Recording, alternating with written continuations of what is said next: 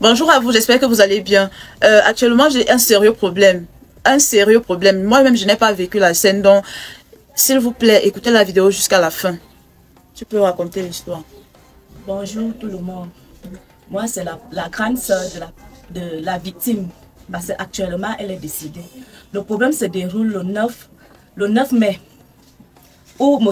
Ngaou Abdou, qui résidait à Emana, Bilik, vivait avec ma petite sœur, Etundi Lolita, pour ceux qui l'ont connu. Ngaou Abdou appelle ma petite sœur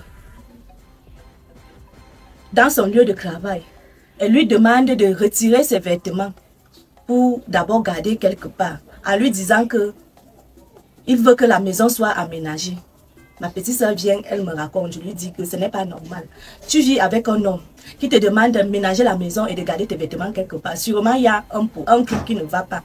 Elle quitte du travail parce qu'elle avait les maux de tête. Quand elle quitte du travail, elle se rend à la maison. Elle constate qu'il y a un repas préparé chez elle, là où elle vit avec son petit ami. Elle m'appelle, elle me dit, voici la situation. Je lui dis, ok, sors de là et attends dehors. Appelle-le, tu le poses la question. Il dit, c'est sa petite soeur qui a préparé. Je lui dis donc, comme c'est comme ça, reste dehors, ne pars plus là-bas. Elle est partie entrer chez sa voisine. Étant là-bas chez sa voisine, elle voit comment le bon monsieur monte avec une femme. Elle m'appelle, elle me raconte. Je lui dis, garde ton sang-froid.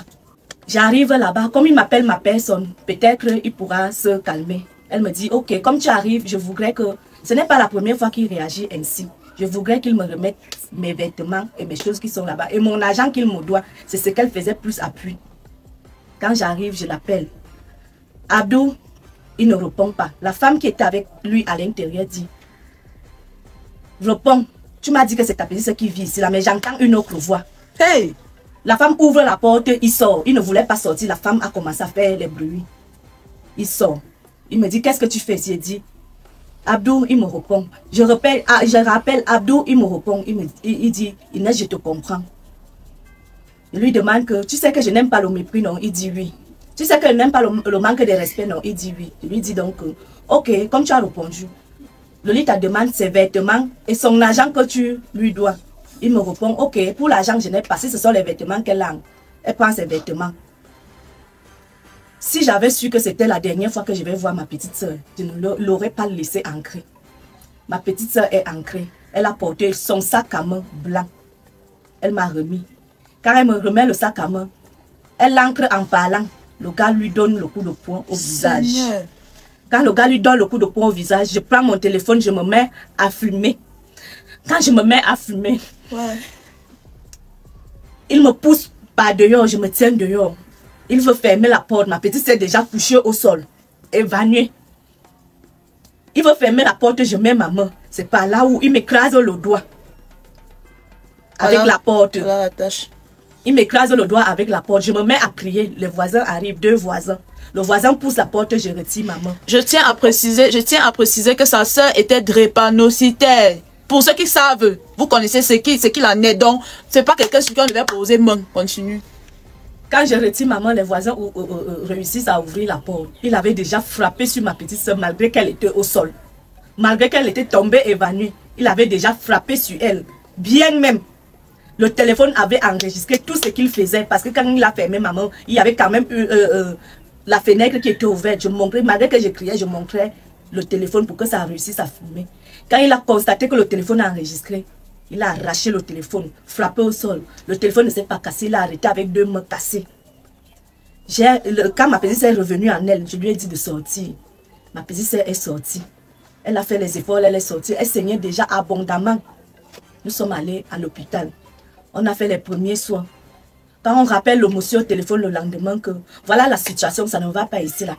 Il répond qu'il s'en fout. Il s'occupe des gens qui lui sont importants. Que ma petite soeur ne l'est pas important.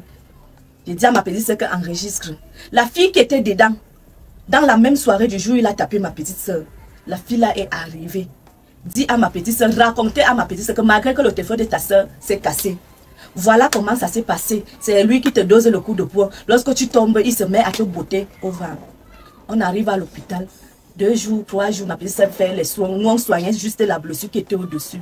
Alors qu'elle a eu, elle avait, je rappelle qu'elle avait eu un retard de 1 mois. Et dans ce retard, c'était l'enfant du type. De son petit ami là, son Abdullah. C'est comme ça là qu'avec le retard là, l'enfant décède. Et l'infection, les hématomes, des coups de poing, sans connaître qu'elle a eu des coups. Quand il fallait faire l'échographie, c'était trop tard. On fait l'échographie, on constate, c'était avant-hier qu'on a fait l'échographie, on constate qu'elle a eu les hémorragies qui se sont infectées. Et ça fait des infections dans le ventre. Le moment d'opérer, c'était hier qu'on devait opérer. Hier à 10 h. Le bon monsieur a pris la fuite. Même Béni guettait comme ça là qu'il peut voir. Il dit que ce n'est pas lui qui... Viens donc voir comment elle est morte. Il a fui. Je demande à tous ceux qui peuvent nous aider, de nous aider à le retrouver. Regardez bien son visage. Et que justice soit faite. Ce n'est que la justice là qu'on demande. Ma petite soeur ne demandait rien. Elle demandait juste qu'on l'aime. Elle demandait juste à vivre. Depuis 26 ans, ma petite soeur vit avec sa maladie. Elle n'est pas morte de sa maladie. Elle ne devait même plus mourir. Elle avait dépassé 25 ans. C'est tout ce qu'on peut demander. Ma famille et moi. Il a dit que nous, on n'avait rien le jour qu'il frappait sur ma petite soeur. Qu'on ne pouvait rien faire pour lui. Qu'on ne pouvait rien faire contre lui. Et qu'il avait les colonels. Il avait les hommes en tenue qui devaient venir nous arrêter. J'ai attendu l'arrestation, on l'a fatigué. La seule question que je lui ai demandé le jour qu'il a frappé sur ma soeur, je lui ai demandé que tu as les colonels, tu as les commandants. Quel homme en tenue peut t'autoriser à frapper sur une personne malade? Il m'a dit, s'en fout. Même si elle est malade, c'est son problème là-bas. Je fais ce que je veux. Okay. Je lui ai répondu, c'est bien. Merci. S'il vous plaît, partagez la vidéo. Nous ne venons pas d'une famille riche, on n'a pas l'argent, on ne peut pas dire là qu'on va payer les blogueurs. Si les blogueurs peuvent nous aider dans la même lancée, tant mieux. Mais s'il vous plaît, partagez la vidéo. Que celui qui reconnaît le visage du gars, si, voilà ces photos que je mets là. Que celui qui reconnaît son visage l'attrape. Il dit l'attrape. Vous avez mon numéro sur toutes mes pages. Vous écrivez, je suis connecté H24. Vous écrivez, le gars a fui avec la complicité de sa mère, parce qu'on dit que sa mère est complice. Dès qu'ils ont appris que ma soeur est décédée, il a pris ses pieds, il est parti. Et sa mère dit qu'il est parti, où c'est au village, c'est un gars Bamoun. Donc il doit être à Fumban. Si à Fumban, on tolère les crimes, qu'on le laisse, c'est qu'on lui laisse là-bas. Mais comme je sais que ce n'est pas le cas, livre-le nous. Tu ne peux pas te cacher. Tu dis que tu ne l'as pas. Ok, viens donc raconter comment les faits se sont passés. Si ta propre copine raconte que c'est toi-même.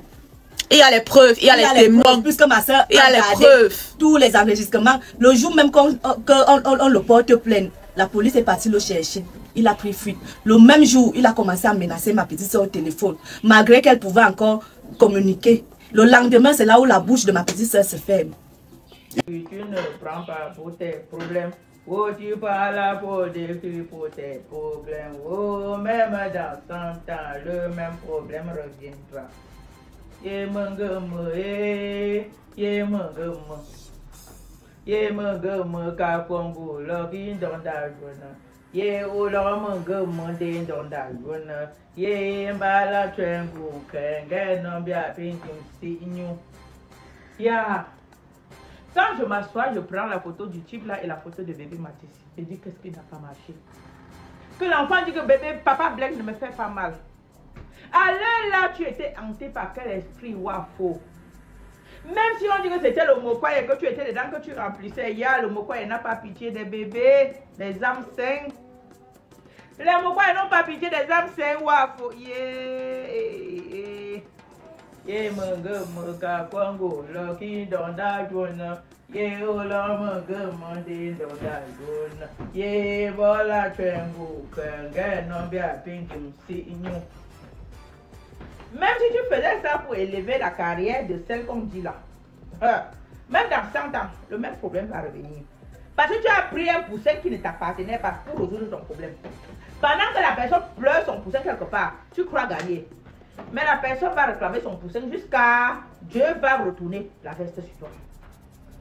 Eh mon cher! Ah, brillant, c'était vous qui venez me parler sans commentaire. C'est arrivé à la maman de Mathis comme ça peut arriver à toutes les mamans, toutes les femmes. Les mamans qui sont parties devant le 5e pour pleurer là, Mathis c'est là enfant. Mais on sait que comme c'est arrivé à Mathis, si on ne parle pas, ça peut arriver à tout le monde, toutes les femmes entre nous, toutes les mamans. Yeah! Si on ne fait pas justice sur ça jusqu'à empêcher d'autres, influencer d'autres qui ne puissent pas commettre les mêmes actes, qui sera en sécurité? Quand tu sors, tu dis à l'enfant que ouais bébé, ne sors pas. Tu sais que si tu sors, il y a trop de danger dehors. Il te dit oui maman. Il s'assoit devant sa télé, il a fait regarder son dessin animé. Manger son pain de chocolat. Un concours. Ça t'assort de nulle part. Soit disant il a discuté avec son papa. Il vient faire tout. Il dit que papa blesse, tu me blesses. Il fait tout. Oulilio. Oulilio devait même juger quoi sur ça. On devait prendre seulement jeter là-bas. On juge même quoi sur ça. Yeah, manga, manga, kwango, lucky, don't die, you wanna. Yeah, ula, manga, mode, don't die, you wanna. Yeah, bala, trembuke, gena, bia, bitim, fanyo. Même si la justice des hommes ne te fait rien, la justice de Dieu va s'abattre sur toi et sur toute ta progéniture. Hein? Un enfant qui n'a rien demandé. Ouais. Vous dites que ma part risque de rester dedans.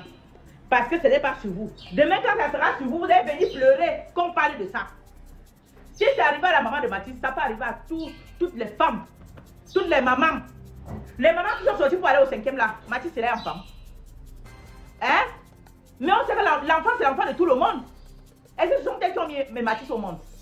Mais comment ils savent que l'enfant c'est l'enfant de tout le monde? Comme ça arrive à Mathis, ça peut arriver à tous les enfants. Elles sortent. Vous sortez dit que non, je ne parle pas, ça peut. Pendant que l'autre prend les vidéos, les gens pour coller. Vous êtes là derrière, ah bien ne parle pas, foutez le camp. Foutez le camp. Laissez que le jour qu'on m'envoie, on gâte, ne venez pas me donner le tac le cas.